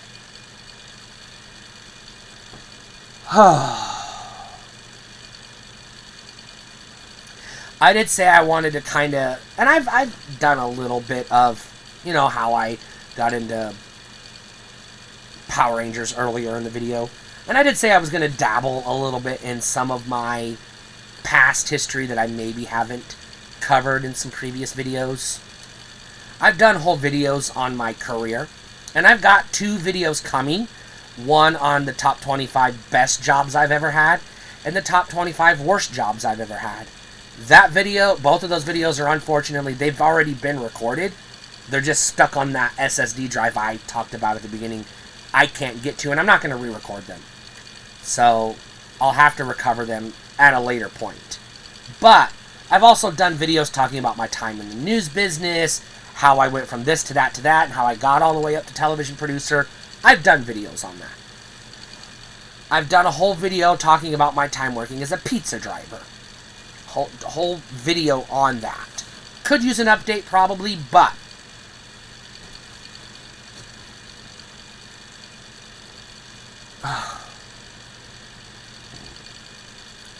there's one job that I never really talked about in any of those previous videos. And it's not a specific job as so much as it is a specific place where I worked. Because I did a lot of different things at that place. And I'm going to very briefly touch on it and then sweep it under the rug. I might do a whole video on it someday. But I'm talking about that time I worked at the casino. Because even though I was born in Idaho, I grew up in Kansas mostly, and then I went to high school and as an adult in Nevada, I moved around a lot. Lived in Texas, lived in California, Arizona, Nebraska, everywhere. But I did live in Nevada long enough as an adult and as a teenager that I did end up working at the casino. And so I'm just going to touch on briefly my experiences at the casino and then just give you an overview of what I thought. And I'm not going to give the timeline. I worked at the gas station that was owned by the casino. I worked at the buffet as a busser. I worked as a busser at the Western-themed restaurant. I sometimes filled in as a busser at the desert-themed restaurant. I sometimes filled in, again, as a busser. At the Fancy Pants restaurant that the rich people ate at, they had to have a reservation to get into.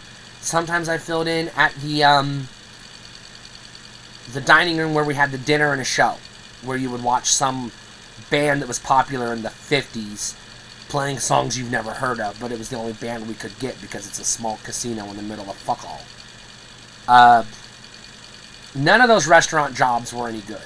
They all sucked. Partially because you might not know this, but back in the 90s, casinos gave away the food practically for free. Sometimes it was free, but it wasn't like, okay, let's hypothetically, I'll use Denny's as an example. Let's just pretend, I'm not going to give actual numbers, but I'm going to use this as an illustration. Let's say you went to Denny's and you got an order of biscuits and gravy, hash browns, a cup of coffee, some orange juice, scrambled eggs, sausage, bacon, the works, right? And let's say at that time, hypothetically, it was like $5 at Denny's. Hypothetically. For all that food. Things were a lot cheaper in the 90s.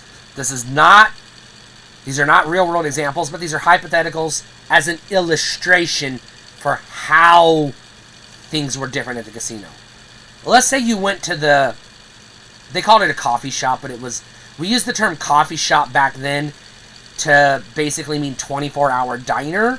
It didn't refer to coffee shop in the modern sense like a Starbucks. It was the 24-hour diner that served food throughout the day. You went to the casino, you ordered the same plate. Remember, it was $5 at Denny's. You ordered that same plate. Biscuits and gravy, coffee, orange juice, hash browns, scrambled eggs, sausage, bacon, like everything you could just fucking, the whole goddamn menu, basically. It would have been $1.50 at the casino. Like, that was the price disparity. Let's say you went to Golden Corral in 1998. And I'm not looking up specific numbers, but let's just say in 1998, it was like $15 for all you can eat Golden Corral. I'm making numbers up, so don't come at me. But let's just pretend that's what it was.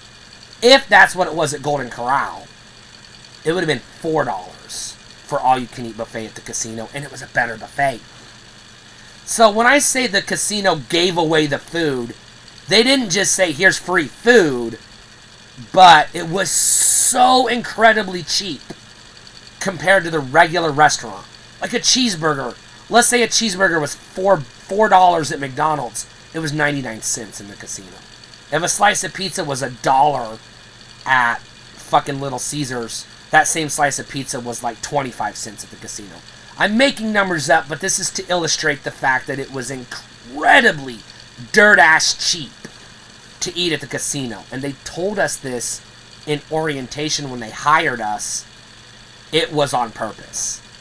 Because they wanted to keep you inside the casino so you didn't go outside to eat at the restaurant across the street. Because you were more likely to gamble if you never left the casino. Which is why they had Keno in the casino. You could sit there and tell the waitress, I want this, go. And then while you're waiting for them to cook your food and bring it to you, you can play around a Keno. Or walk out to the hall and drop a couple of quarters in the slot machine. The point is, they didn't want you going outside. Now, later on, casinos, like everything else, would consolidate and they would get competition and new markets would open up, which meant they had more casinos to compete with. They had to get more competitive, but also they couldn't afford to just do things that they used to be able to do. So they had to start charging more for the food to be competitive because it was costing more for the food and they couldn't justify throwing it away to keep you in the casino because they knew you would go across the street to the prettier, fancier casino and get their food. So they had to everybody had to raise their prices. But because, this is the long way of me getting to because the casino is in the middle of nowhere and there was no competition, and you're out in the desert and people are driving down here. They have to make a road trip to go down here. So they're here for the weekend. They're going to get hungry, but the food is dirt-ass cheap. It was insanely, unfathomably busy, which meant you were running your ass off. You might only work a 5-hour shift, but you worked harder in that 5-hour shift than most people did in a 12-hour shift somewhere else. Notwithstanding factories and mechanics and stuff. I'm just saying the fact is, it was hella busy. It was so busy that you would stand in line for an hour. Yeah, I'm not making this up. Sometimes it was worse. You would stand in line for an hour. You would get to the podium, and they would hand you a pager that would go off 90 minutes later, telling you your table was ready. That's how fucking insanely busy it was. So you had to be fast. Clean those, take those dishes to the kitchen, wash them, bring them back clean, get that table spotless and ready to go for the next person now, because we got a long ass line of people we got to get through here now. Now, because later on, more competition, etc., they would raise their prices. They would scale back on the variety of the menus. It doesn't take as long to get people through because they're making more money per customer than they were back in the day. Because they're not going for volume, they're going for high rollers. They want the person that's willing to spend $25 for a cheeseburger. Because they know if you've got the money to spend $25 on a cheeseburger, you've got the money to go drop hundreds of dollars at the craps table. So they're not after the average Joe anymore because they know the average Joe doesn't go to the casino. The average Joe is watching Netflix. They're not going to the casino anymore because they can't afford it. They might be sports betting on their phone, but they can't afford to go to the casino. The casino doesn't care. They don't want you. They don't want me. They want the high roller that will pay $25 for a cheeseburger. By the way, it's the same cheeseburger as it was when it was $1.50. They're just charging more for it now. And no, it isn't because of inflation. It's because it's on purpose. It's the opposite. Now they don't want as many people in the restaurant. because they only want the high rollers because they spend more money in the casino. So the philosophy has changed. The other thing that's different now than it was when I worked there is the casino. Our casinos had live entertainment everywhere. There were like 4 bars spaced out on the casino floor, and each bar had a stage and a different band playing. Now, they were spaced out far enough that you weren't hearing that band who was playing at that bar, so they could, have live entertainment. People aren't going out for live entertainment like they used to. They're getting their music on Spotify or YouTube. They might still go to the big concerts, but a lot of people, they're not going to the bar. And again, the casinos, they don't want to pack the house like they used to want to, so they would bring in these bands to pack the house. Now, again, they only want the high rollers, so now they only have the outdoor concerts, and they'll get a more prestigious band in the showroom, like I talked about. Those stages at the bar that used to have the local bands, they're gone. They've ripped those stages out. They're not even there anymore. They're just gone. They don't serve a purpose anymore. So the casino's not wasting the space occupying that stage. Now that space is occupied with more slot machines, because that's how they make their money. So that's another thing that has changed since then. Now, I've had a couple other jobs at the casino. I mentioned working at the gas station that they owned, but it wasn't inside the casino. I also worked at the hotel desk. If you think it sucks working at a 24-hour gas station in a casino town, or you think it sucks working at a casino buffet when it's like $2 for all you can eat, it sucks that much worse working at the hotel desk. Because at the casino, at the end of the day, you stand in line, you get your pager, and they call you, and it's your turn to eat at the buffet. You don't give a fuck. You're just gonna go pile as much food on your plate as you can. You're hungry. You're hangry at this point. You're gonna sit down, eat your food, drink your drinks, play a round of Keno, and then you're gonna go back to the casino floor and have some more fun.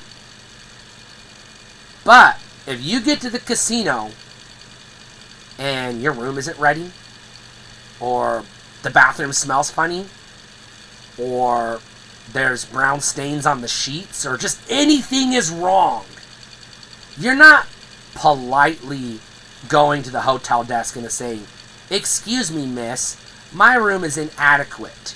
Could you please, kindly, when you get an opportunity, address these issues?" No!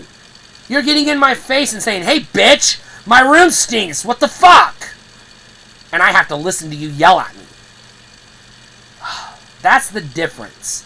Nobody's yelling at the busser at the buffet because they can clearly see the sweat beads flowing off their face. They know that person's overworked. I'm not bothering them. But they go to the hotel desk, they're going to go full Karen yell at you. Because if one thing, no matter how small it is not up to their expectation, they're not being polite, they're not saying, "Hey, excuse me." No, they're just yelling in your face. Because these are rich people that are used to people doing what the fuck they tell them to. They expect you to kiss their ass. Hotel desk at the casino. Hotel desk at a hotel. I don't know. Never did it. But hotel desk at a casino hotel? Please, for the love of God, don't yell at those people. Because they are going to go home with a bottle of the strongest liquor they can get their hands on and sob and weep until they fall, and drink until they fall asleep because you suck. Who cares if your pillows aren't fluffed? It's not worth yelling at somebody over. But you're going to yell at them anyways because you're rich and privileged and you're a piece of shit. And I don't mean you watching this. I mean you, the asshole that does that. Because they all do that. It isn't like, let's say you have 100. We'll just use numbers. 100 hotel guests that night. It's not like 10, 15 of them are yelling at you. No, if there's 100 hotel guests, 85 of them are yelling at you. Nobody who's going to the casino and paying $200 for a room, knowing that they're going to give you thousands of dollars at the tables, is being polite to the hotel desk clerk, because they associate you as the face of the casino. You're the one that ripped me off at the craps table. You're the one that overcharged me at the buffet where I had to stand in line for 2 hours for cold fucking shrimp. I'm yelling at you because you're the one standing there with the casino's name on your name tag, badge on your name tag. So you're the one I get to yell at because you represent the casino, even though you're just a fucking teenager trying to fucking make a little bit of money to make your car payment so you can drive to 75 miles to town because you live in fuck all nowhere, Nevada. Yeah, working at the casino hotel desk fucking sucks. Fucking sucks. And my heart goes out to anyone that ever had to work Hotel PBX in a casino. God rest your soul, I'm sorry. That was not a fun job. I didn't do it, but my sister did. Now, there are other jobs in the casino. There's the casino jobs, which I wasn't old enough to do because I was a kid, well, teenager. There's security, which I wasn't old enough to do. Same reason, you got to be 21 to be security. There's management level jobs, which obviously I wasn't qualified to do, nor old enough, nor experienced enough, so I didn't do them. And then there's housekeeping, which I never wanted to do, because I'm not touching people's dirty laundry. I'm not into that. That ain't for me.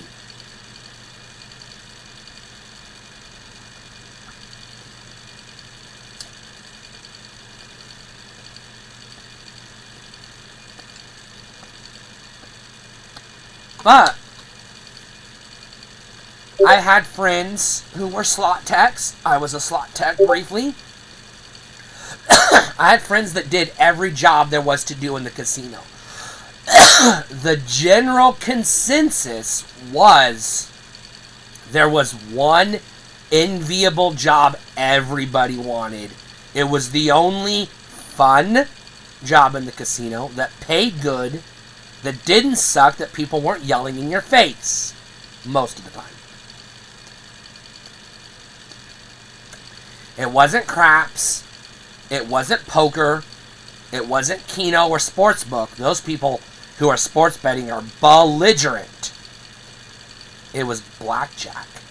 The blackjack dealer. I had friends who were blackjack dealers. I had friends whose parents were blackjack dealers. Out of everybody I ever talked to, the blackjack dealers were the only ones who legitimately loved their job. Because they would stand there and get to play blackjack and laugh and joke and play and have fun and make $200-300 a day in tips. And nobody's yelling at the blackjack dealer because they know security's going to knock your ass to the curb if you do. Security's not going to do shit if you're yelling at the hotel desk because management preps you for this in orientation when they hire you. They're like, listen, people are going to yell at you. They prep you for it. They tell you what to say when it happens, because they expect it. It's built into the business model. Nobody dares raise their voice at the blackjack dealer because security is going to bounce your ass to the curb and your money's theirs. It's already in their vault. You just lost your hotel room. They get to sell it to somebody else. No refunds. And you're not welcome back. And because people know this, they're not stupid. Now, you're always going to get some... Yeah, you might occasionally get that rare drunken idiot who is too stupid to know not to yell at the blackjack dealer. But guess what? That was the last time they ever stepped foot in that casino because they just got their ass evicted from the casino, 86th, and there's a court order saying that if they break it, they go to jail. Are you going to go to jail because you want to yell at the blackjack dealer because they're just doing their job? No. Because if you go into the casino and lose your money at the blackjack table, you knew you were taking that risk. Now, that's not going to stop you from going to the hotel desk and yelling at the 17-year-old high school girl who's just trying to make enough money to buy a prom dress. You're going to go yell at her, "Hey, I just lost all my money at blackjack. What are you going to give me?" Yeah, that happens too. And then she'll be like, "I'm sorry. Here's a $5 coupon for some, for a shrimp or what, a shrimp cocktail at the buffet. Go have some free shrimp. Shut up, leave me alone. Please don't yell." I mean, it's not shut up, leave me alone. It's please don't yell. I'm sorry. It's not my fault you lost all your money at blackjack, but I'm going to apologize like it is my fault you lost all your money at blackjack, and I'm going to do everything I can to make you happy so you go away and stop yelling at me. By the way, most casinos do have coupons behind the counter. This is a secret. To give to the belligerent asshole that's in your face. Now, if they're really belligerent, if they're threatening you or making threatening gestures, or they're calling you names like dumb, blonde, bitch, cunt, whatever, you just push the button, and 5 seconds later, there's 3 security guards that are like, "Okay, you're done, let's go." So yeah, if it gets really bad, you can call security.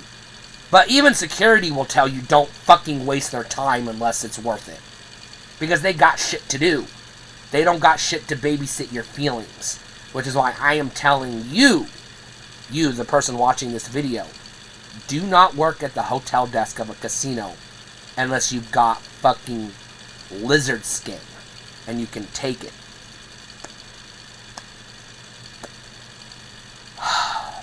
Now, if you work at the casino and you're a custodian, you're cleaning up a lot of piss where there shouldn't be piss. You're cleaning up a lot of vomit where there shouldn't be vomit. And you're cleaning up a lot of shit, and I mean feces, where there shouldn't be shit. So that's another job that kind of sucks. But they're going to give you $25 an hour to do it, so it sucks, but it pays good. You just got to work a 12-hour shift. Because the casinos are open 24 hours, and the drunks don't give a fuck that it's 3 in the morning. If they've had too much to drink, and they're sitting at the blackjack table, they're puking on the blackjack table. Nothing you can do about it.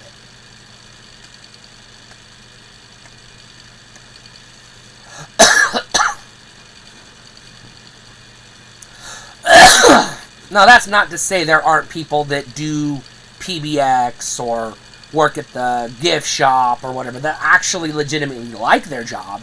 I'm just saying that by and large, I'm overgeneralizing, but by and large, like 9 out of 10 of the blackjack dealers love their job, and 2 out of 10 everybody else loves their job.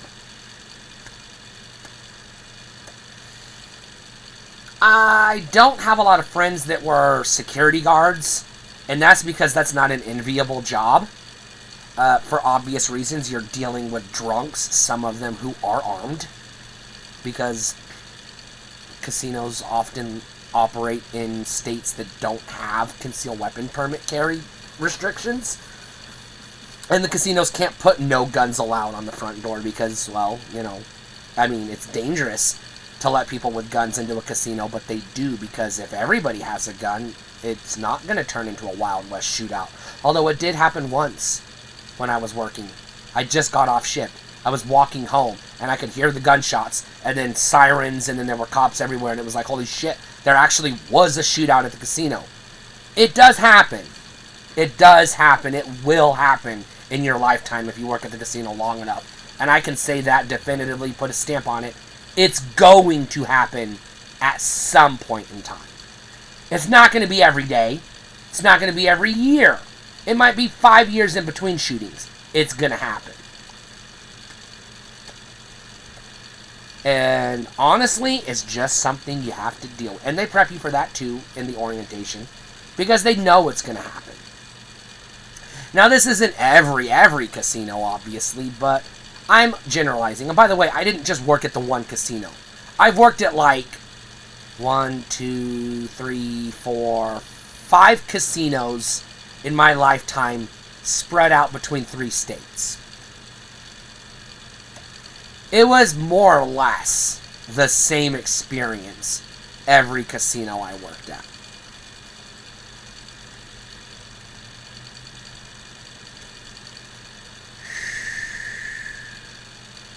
I'm going to leave y'all with one final thought. Play PlayStation. Buy Nintendo for your kids. Xbox can fuck off.